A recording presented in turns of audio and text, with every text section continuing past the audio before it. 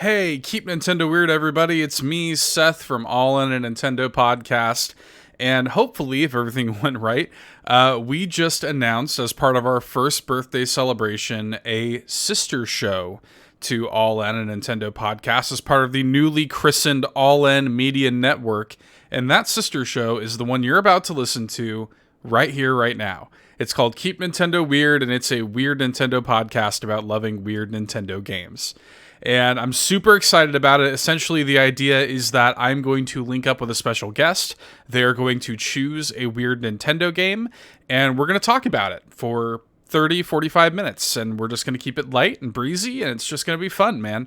And the idea being that there are these kind of undersung Nintendo games and franchises that I really, really love and I think are really, really special and bring something interesting and new and fresh and unique to the table. And, you know, I love Mario and Zelda as much as the next guy, of course. Those games are amazing, but there are these kind of franchises that deserve just as much love, and that is what we're going to highlight with this show. Haven't figured out the release structure of it. I think we're going to do it bi-weekly, but the really interesting thing with this is that it's going to be a video format, All In's first video format podcast. So you can, of course, find this on all of your podcast feeds and listen to it in podcast form. But if you want, you can also pop on over to our brand new YouTube channel and check out a video version as well. So that's going to be really cool. I'm super excited about that. And for our very first episode, I am linking up with my buddy Andross from the Nintendo Pals podcast, who they actually, by the time you're listening to this, have also just celebrated their first birthday. So really excited to talk to him. And the game that he chose to cover for our first episode is PHOTO Dojo, a really weird little DSiWare game, and I can't wait to talk to him about that. But I just want to say before we get into it, guys, thank you so much. Thanks to everybody who has been involved with this. It's been awesome. You know, the first year of All In has already been awesome, but to be able to grow and to make a sister show about a topic I'm really passionate about like this, to, you know, be able to put this out there into a community, to, you know, get to grow the brand a little bit, you know, to use that kind of brand speak, but to be able to, you know, to grow and to do more of the kind of things that I want to do has been such a joy over this past year. And this Nintendo, you know, podcasting community has been so special to me. And so many of those folks, so many of the people that I've met and the friends that I've made have kind of come together to help me make this show, from the intro, the animated intro for the YouTube video series for Keep Nintendo Weird, being made by my good friend Dan, Craig, who made the artwork, the gorgeous artwork for the show. I mean, it's just awesome, man. Like, I just love the amount of creative talent that goes into a project like this. And I just love creators. I love creating things, and I love when people create things. So this is quite literally a show where I'm creating something about a passion thing that I love, and I'm hooking up with other creators to talk about things they love. What could be better than that, man? So without any further preamble, I hope you guys all dig it. And yeah, let's get into the very first episode of Keep Nintendo Weird.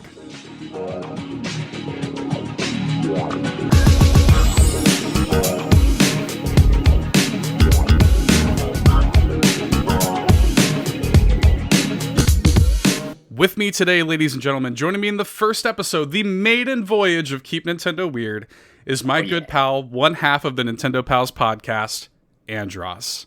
How are you doing, man? I'm doing great. This is super awesome. I'm really excited to be like in the know on this show before it's out. Man, this is gonna be good. This is gonna be a good series. I'm excited for it. I can't wait. So stoked. Thank you so much for hanging out. Before we dive in, of course, I'm very excited about this. And I'm really excited to talk about the game you picked out for this episode. But first, let's talk about you for a second, my friend. By the time folks are listening to this or watching this, Nintendo Pals will have passed its first birthday. So let me take this opportunity. Big congratulations to you guys on 1 year. Hey, thanks. Yeah. Yeah, it's kind of crazy how fast and yet slow. Right. This last year has been a weird year, you know. But Yeah, I'm way excited that we're hitting our 1 year anniversary, and we've just seen steady small growth as we've started. Nintendo Pals was just yeah, me and my best friend Micah just doing what we always did before, which was talk about Nintendo stuff. And then we decided, let's record it. Let's Yeah. talk about it in like a more formalized way. And it's so much fun. So that's really what it was all about for us, is like, let's have fun and let's get more into Nintendo. So Absolutely. yeah. And it's funny you say formalized, but one of my favorite things is how hangouty Nintendo Pals feels. Like, Yeah, yeah. When I say formalized, I mean there's just a microphone there. It's yeah, really the only difference. Yeah. absolutely. It feels like you're just hanging out with some buddies. You guys have a great chemistry and stuff like that. So, and it's awesome, man. A year of doing anything is such a huge milestone. And, anybody who has made a podcast before knows how difficult it can be sometimes, and any kind of content creation requires work. So, huge ups to you guys, and we love what you guys are doing over there. You guys will, of course, find links to everything Nintendo Pals in the episode description. But without any further ado, man, let's get into it. Let's smash the bottle of champagne over the bow of this ship, and let's talk about Photo Dojo. Let's smash it. We'll punch it with our own pictures. That's We're talking. Yeah, I'm excited to talk about Photo Dojo, which historically I did a little bit of looking to like where it came from. This is it's first launched on the DSi, right. which is the like half step between the DS and the 3DS. The iteration after the DS Lite. Right. So it's kind of weird how they like slowly layered in. And they're like, oh, now you can get a DSi. It has internet and a camera. And they're like, well, how can we use the camera better than let's make a game centered around the camera. Let's make a fighting game centered around the camera. Yes. Yeah, so I don't know how much you want me to explain what the game is itself, but go for it. It's kind of hard to describe, but basically you have set poses that you need to take pictures of yourself standing in. Right. And these poses resemble a side-scrolling fighting game. So it'll have you stand there in just like a regular. I mean, we're in video, so anybody watching video can see. It'll have you stand there in like a default hands up fight pose. Yes. A forward punch with, I think with each hand, so there's a forward kick, and a pose where you're like launching fireball, like a fireball of sorts. Yeah. And not only that, so you have all these pictures. You then do like a victory pose and a character select screen pose, but you also put in your own sound effects for each of the actions in the game. And the examples that they give you are like, just the over the top kind of stuff you expect from games like Street Fighter, Mortal Kombat, like the get over here's and the Sonic Boom, like that kind of stuff. And so we just had a blast with this game. The camera on the DSi, admittedly, is like not good. It's like 90s Palm Pilot level camera. It's pretty bad. It's I'm pretty sure it's just the same one they used for like the Game Boy camera. Like it's that exact same dude camera. I'm about to say it's not a whole lot better than that. It's really not. So the first attempt I ever did at making a character in this game looked real wonky because the lighting. You have to make sure you have even lighting and that you're standing in a spot without a background, because all it is doing is basically making a cookie cutout around the edge of your character. So it's kind of blobby. It's not using like modern photo checks to see how the border of you. Right.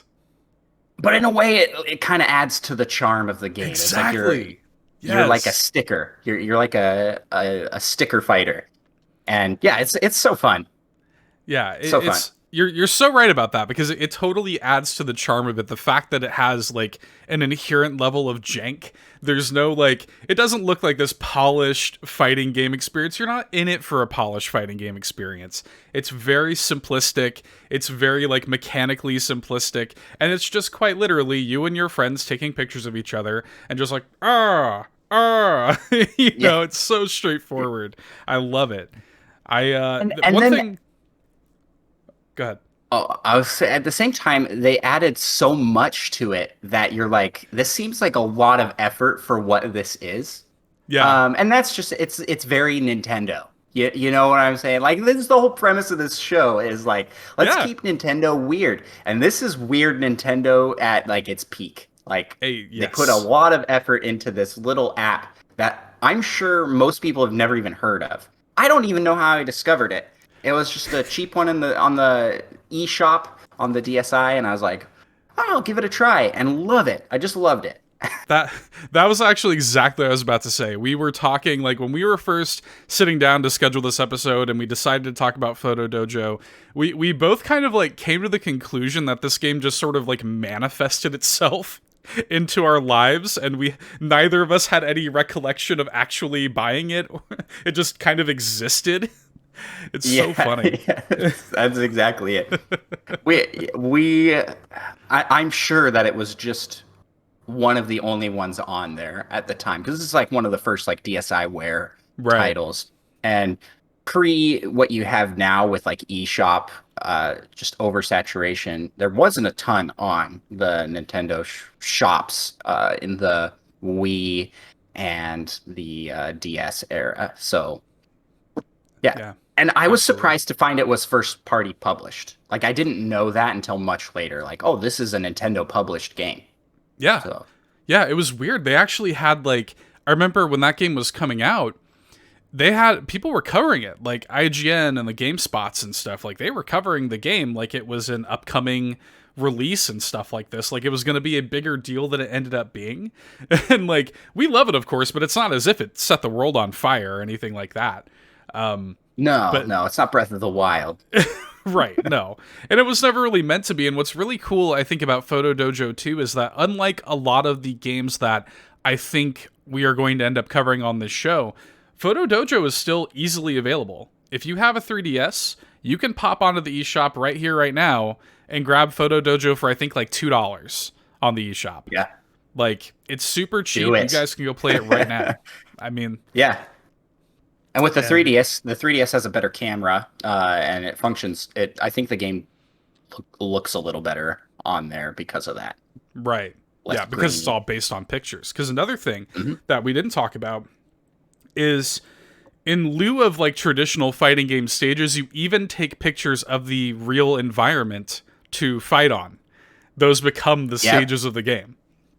Yeah, It's so so you like funny. take a picture and it just turns it into this. So there's multiple modes in this game. That you've got the multiplayer, where each of you take a side of the DS or 3DS and So can fun. play versus. Yes. Uh, and then there is basically a side-scrolling beat 'em up mode, which you have to clear through 100 enemies to win. Right. And that one, so for the fighting one, it just takes one picture and you are fighting on that one picture. But for the side scrolling, it takes that picture and then will like copy it to the just next and just just kind of like a mirrors it. panorama. Yeah. Yes. So it definitely has some jankiness to the look of the background. And what we did for ours as kids was like take pictures of our toys.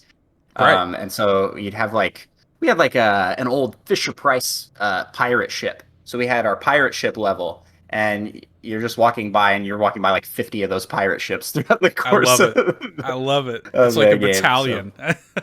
yes, so yeah, we had a blast coming up with ideas for that, and then we would obviously this was a fun game to bring out with friends because the more fighters you had, those fighters are actually added in as the computer enemies. Right. So Yes. so you wanted to have a variety of people who had created characters on there. and the characters have, you could get like different fighting styles that give you a different special move, and different, like there was a desperation attack, which is like a final smash of sorts. Yeah, yeah. Um, and each of those is different depending on which like class that you chose. This is making it sound way deeper than it actually is, because I think it's like Right. 3 moves that change up, but very fun. Yeah, it's very simplistic again. You're not going to see this game at Evo. You know, Yeah. it's not like a super No, hardcore could you white knuckle. imagine though? Like, That'd be we got a awesome. Oh, photo dojo tournament. dude, that'd be so good. We need to somehow arrange that. Somehow, someplace, somewhere, a photo dojo tournament, just like super serious. Oh, that'd be so good. Uh, but yeah, it's just like it really does revolve around, and this is something that I've always wanted to talk to you about too, because it taps into something that I know you're really passionate about, and that's the me's. And there's a strange power in seeing yourself represented in a video game, seeing yourself and your friends represented, and the real world that you inhabit represented. And that's something that video games don't tap into a whole heck of a lot. But when you look at the me's and you look at something like Photo Dojo, that's the whole experience. That's why the experience is so good. Yes. Yeah, I 100% agree. There's like, I think there's a reason that games with in-depth character creators become so popular. You look Right. at like Skyrim. Um, I'm trying to think of other games. We got Miitopia's just come out Right. with Mii's, and yeah, there was a whole slew of Me games, to the point that if I recall correctly, Xbox was like, "Hey, we got to get in on this too," and they made avatars for their program. And Totally. I I appreciate when you can like customize your character to be you. That's very difficult to do in a lot of these games. And the Mii's, I think, are more caricatures of what your character is. But a game like this, where it is you, you're the one in there fighting, and you're making the sound effects. Nothing quite captures that experience that I can think of from like a AAA big No. title, which I think would be very cool if it was capitalized on somehow. You make like a character creator in a bigger game. I mean, we're getting some really interesting tech come out with the Unreal. Just put out their project Humans, I think is what it's called, and Right. it's like a model, a 3D model maker that you can totally customize. Very cool. Right. Yeah, it reminds me of and people have played with this a little bit in the past. I remember, God, what was it? I think it was one of the Madden games, maybe, where you, or maybe a wrestling game where you could take your like Xbox camera and take a picture of yourself, and it would like transplant that onto the player character's face. It didn't really look good, but it was something you could do. Yeah. Um, but it just, I don't know. It just strikes me that there is like a strange kind of power in that. It certainly has latched on to people. People like to see themselves represented in video games, and Photo Dojo, again, just kind of like taps into that and provides a layer of like, we've used the word janky, but it really does have this charm to it, where it's got this kind of cardboard cutout look, this kind of just like sticker, paper-esque look to it. And it's funny. Like, it's just funny to see yourself moving around in this environment, fighting. Like, my wife and I have ourselves in the game with little sound clips, and you can, maybe say some bad words in there if you want to.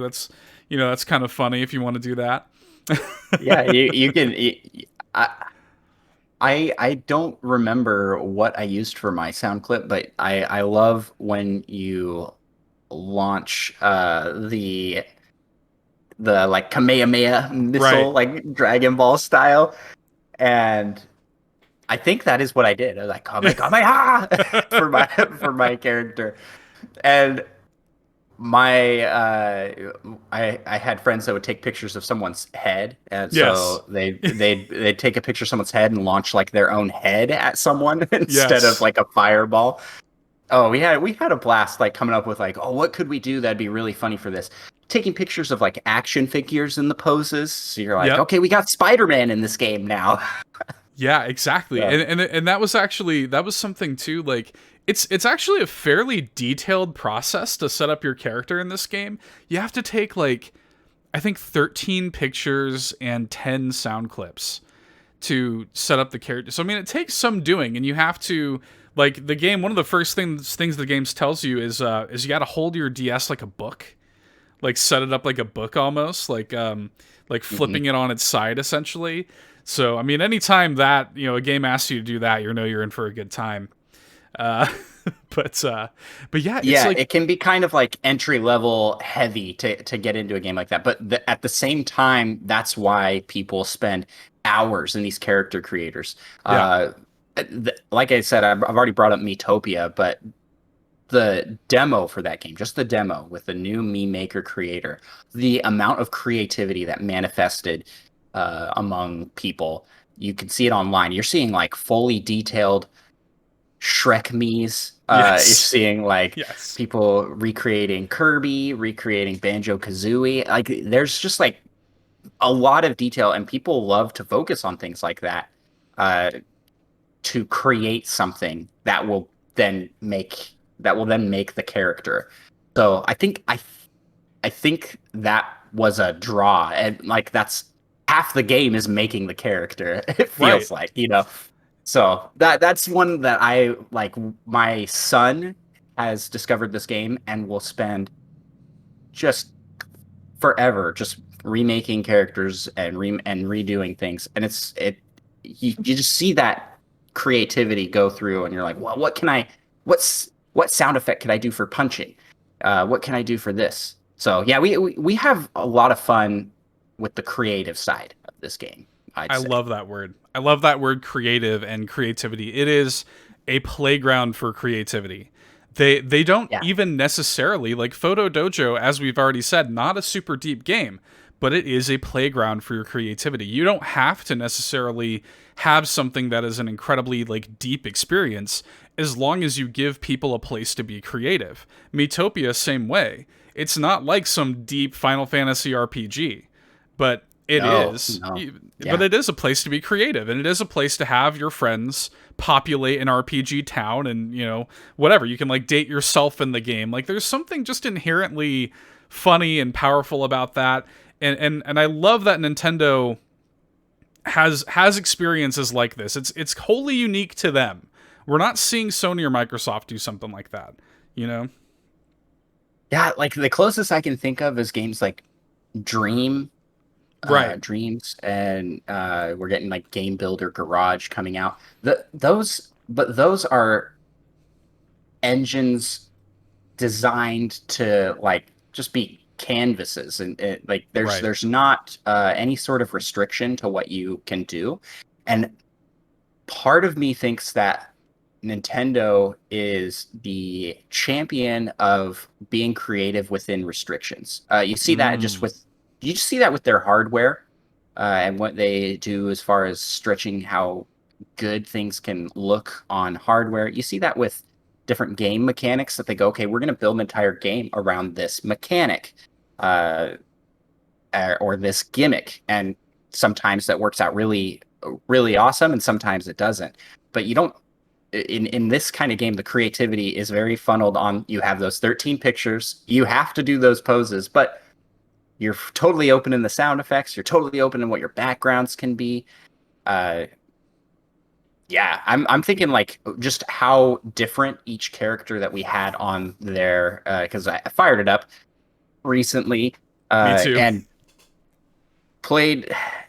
I had a character from when I first got the game, and then a character I made later with 3DS, or no, these were both on the 3DS. So with better lighting and just Right. overall trying to make a more quality character. Right. And then we had Micah on there because I had played this That's with Micah, awesome. and Micah, your Micah's co-host from Nintendo Pals. yes, Micah's Yes. my co-host from Nintendo Pals, and Micah uh took a completely different route and just made this character that is so wacky, you know. And it's very funny because I had to change the sound clips because he literally screamed into the microphone.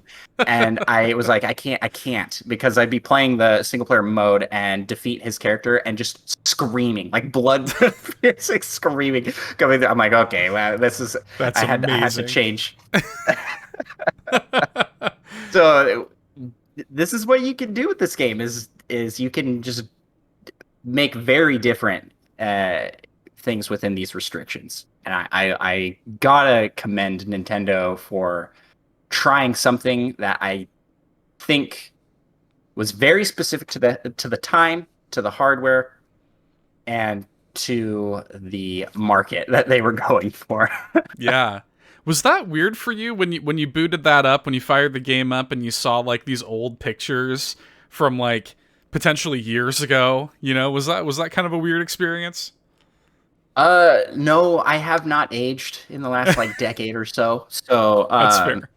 it's kind of funny. I like people are always surprised to find out that I've got my own kids, and Right. I like because I just look young. It's the baby face, you know. But Sure. so I look again, I look and sound the same as I did when I got the Fair 3DS like enough. a decade ago. But it is weird to look at the game and the mechanics and think to a time where this technology was new and Right. how different, like, if this game was made today, granted the Switch doesn't have a camera, I am kind of bummed about that. I wish Me it did. too. Right. uh but the this game feels like it would be a really fun smartphone app right now. Like Yes. if you could buy it, because we camera technology and cutout technology for seeing detecting edges on things and cutting out is so much more advanced than it was then. Yes. Like this game could actually like be a really nice looking side scrolling platformer game with your pictures. Yeah. Way better than we But have now stock. yes. I always wanted to find something like this, and I think that was why I originally, probably why we originally purchased the game, because this is like very early days of smartphones where apps were like a new thing, and we had a game on like one of the first iPhones.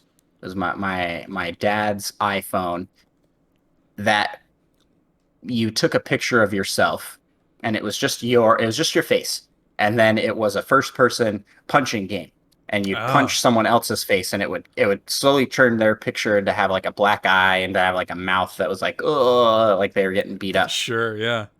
And it was just the fun of those like first apps of just being novel games. Like they weren't trying, we've come so far with what our apps can do, and uh those first ones were just like fun, simplified, and purified. Now it seems like a lot of mobile games are out there to their monetization schemes Yeah. essentially, Yep. and this Photo Dojo harkens to that time period in the early days of app development, where they're like, what can we do with the hardware that would be fun? It wasn't about like trying to maximize the user experience or anything. It was just let's take the gimmick and make something with it.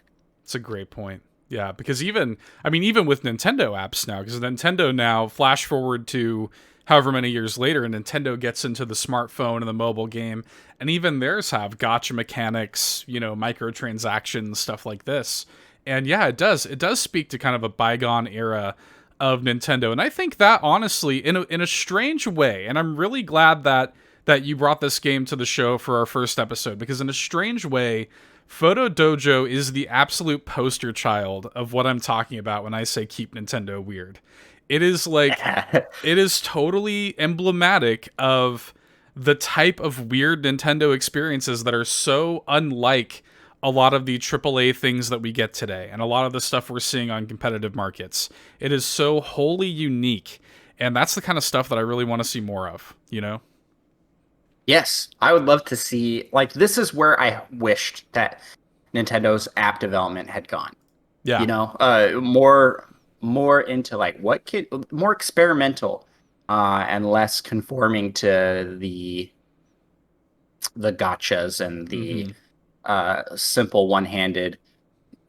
They're very tailoring towards mobile market, and it makes sense from a financial business side. But from Of the me course. fun side, I Yes. really like the unique concept that this game tries to tackle. And I would love to see Photo Dojo too. Whatever that would look like, that would be awesome. That'd be Oh man. sick.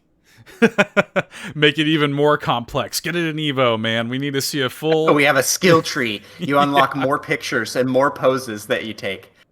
that'd be Oh man, awesome. the things they could do with it would be just so fun. I really do think like it would be like the perfect app to come out nowadays. But Yeah. I don't know. We saw we when they first started like dipping their toes in the water of that. We saw like because we were just talking about this on All In recently. The first smartphone app that they put out was Mitomo, which was essentially Tamagotchi Life, but like shrunk down and contextual. I love Tamagotchi Life, by the way. I'm totally going to cover that game on this show one day. Oh man, Um, well, I hope like if Miitopia sells well enough, you think right? that's like the natural like okay, well let's bring this over. Yeah. Because Miitopia is probably going to use this a lot of the same assets.